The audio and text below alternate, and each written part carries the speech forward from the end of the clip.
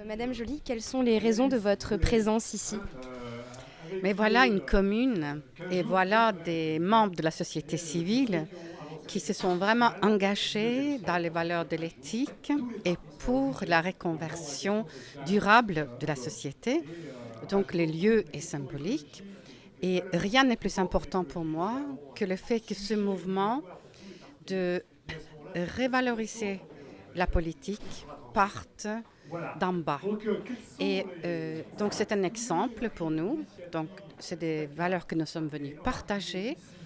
Et c'est aussi une action de sensibilisation, de continuer à discuter et à réfléchir sur qu'est-ce que ça veut dire d'avoir de l'éthique dans l'action dans les collectivités locales. C'est une question très importante parce que nous vivons dans un pays où plus de 70% des citoyens pensent que les hommes politiques ne s'occupent pas de l'intérêt général.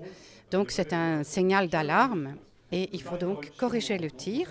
Et c'est l'objectif de ces 3 tables rondes et de la journée aujourd'hui à Venelle.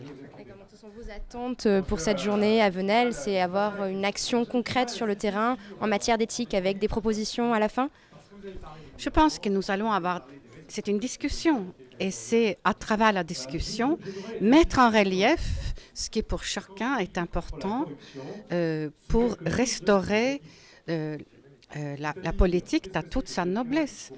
Et il y a des actions qui sont extrêmement néfastes, c'est-à-dire un maire qui fait du népotisme, qui place des membres de sa famille, ou un maire qui distribue les logements sociaux à ses cousins, c'est mortel pour la démocratie, parce que le signal qui est envoyé, c'est « j'y suis, j'y reste », parce que j'ai des avantages personnels.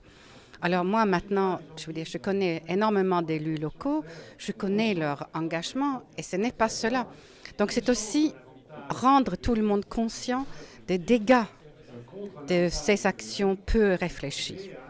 D'accord. Et votre message, vous, aujourd'hui, c'est de véhiculer une image donc plus éthique de la politique. C'est pour...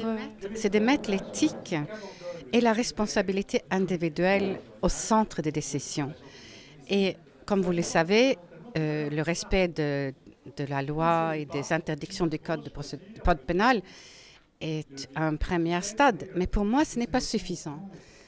On doit se poser la question par rapport à sa propre responsabilité. Est-ce que cette action-là, elle est responsable? Est-ce qu'elle est éthique? Et elle se pose en France aujourd'hui pour les actions contre les Roms, où elle se pose pour les sans-papiers. Si j'étais gendarme, je me dirais, est-ce qu'il est éthique de mettre en garde à vue la citoyenne qui permet aux sans-papiers de recharger leur portable? Et la réponse pour moi est non. Et donc c'est de renforcer la capacité des acteurs à agir en toute responsabilité par rapport à nos valeurs communes d'égalité et de justice, par exemple. Et c'est vrai que ça demande parfois d'arrêter un certain nombre d'actions que le gouvernement voudrait qu'ils s'entreprennent.